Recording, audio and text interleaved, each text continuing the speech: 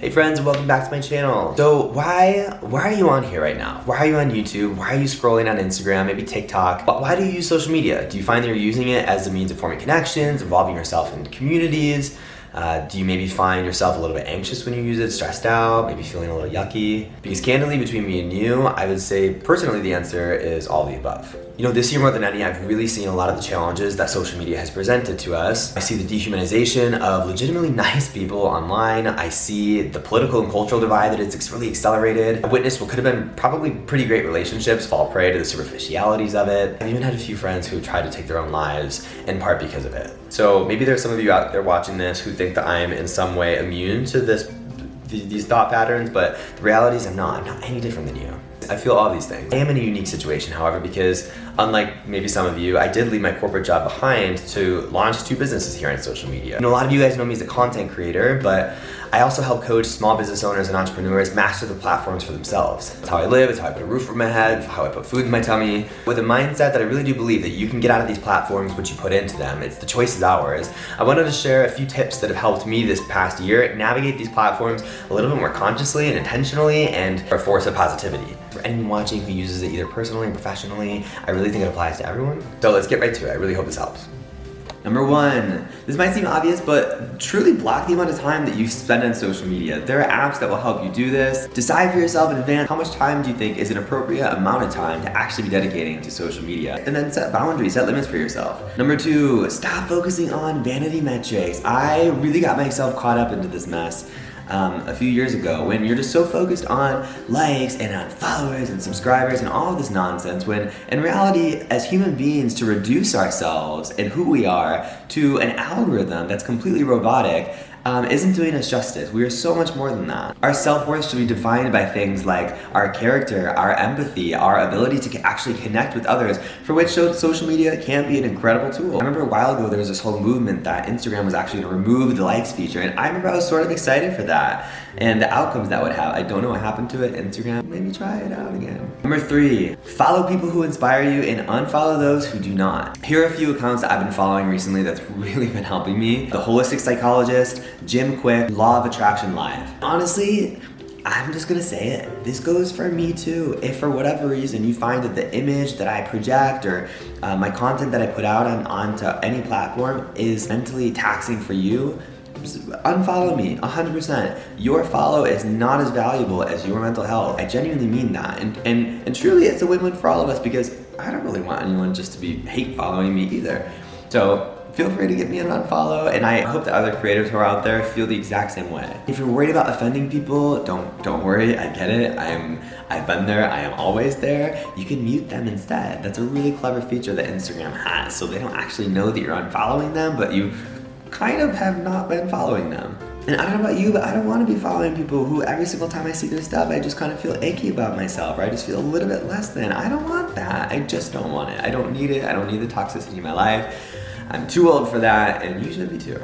Number 4, practice intention. Research actually shows that this sort of like passive engagement with Instagram, so think about just like mindlessly scrolling, right, can actually lead to depression. And on the contrary, actively engaging on Instagram, so that means like, you know, posting, engaging and communicating with others, having conversations, can actually have a positive effect on your mental health. So notice any patterns you might have. Like, are you choosing to scroll on Instagram in the afternoon when you have that slump just after lunch when you're tired or unmotivated? Maybe instead go for a quick little walk. And notice how you feel when you're opening up these apps or when you come across somebody's page. Like, really take note of that. It's important. Are you actually interested in what your friend Jim, did last night when he went out? Or is it just a means of avoiding a task that you should be doing? I do this.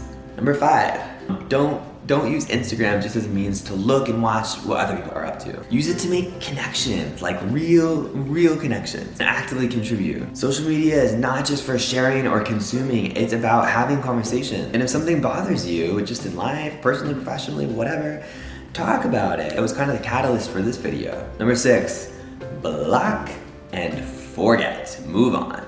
Don't think about them. I used to hate the idea of blocking someone just because I felt like it was such a petty, like immature, dramatic thing to do. However, I have completely done a 180 on this mindset, because now I've come to realize that if somebody's just following me just to hate me or to leave, mean comments about me just to bring me down to make themselves feel better, they don't deserve to see what I'm up to. Here's how I like to think of it. Treat your profile like you would any other personal space, right? So like if someone comes, if your neighbor comes knocking on your house door just to tell you how you stink, you're gonna shut the door in that person's face. Don't you dare come knocking my door and tell me that. This is my house. How dare you? You shut the door, you move on, you block, forget. It is not worth your mental health to be somebody else's punching bag for their pain, to be a receptacle for their pain. You know, it's a lose-lose. It obviously is gonna bring you down, and it's not gonna help them either. They need to sort out their own stuff and fill up their own love cup themselves. Number 7, clean up your home feed. You know that you can actually tell the Instagram algorithm what are things that you are and are not interested in seeing. I'll show you here how you can do it. For example, my feed is now filled with things, it looks very different than it did a year ago. It's filled with things that genuinely bring me joy. Like I leave feeling a little bit better. Roller coasters, music, positivity quotes, architecture, things about Chicago, I love that city. Feel good accounts, just no negativity. No. And finally, this might be the most obvious one, but it's probably the most important. Take a break. Take a break. Get off of social media. There is nothing wrong with that. And do not let anyone try and shame you into being on it for whatever reason. If you feel like it's not healthy for you, get off of it, remove it, just delete the app, even just for a little while, for like a week, and I think you'll be astounded at the results. I unfortunately don't have the liberty of doing that because this is how I earn a living. But if I did, oh my gosh, heck yeah. As much as I love you guys, I would definitely take breaks off of this. No shame.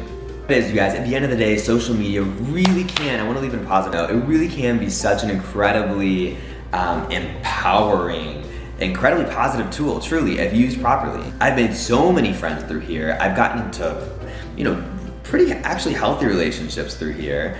I've found a therapist through here. I've built a business that I'm quite proud of. Ultimately, we get out of it what we put in. Power is in our hands, quite literally in our hands. So the choice is yours. Are you gonna use social media positively or negatively? Let me know in the comment section down below. I love you guys. If you liked this video, if you found it helpful, let me know that in the comment section. Share it with anyone who you think might benefit, and subscribe to my channel. I always appreciate that, so you can keep up to date with any Sam-related updates.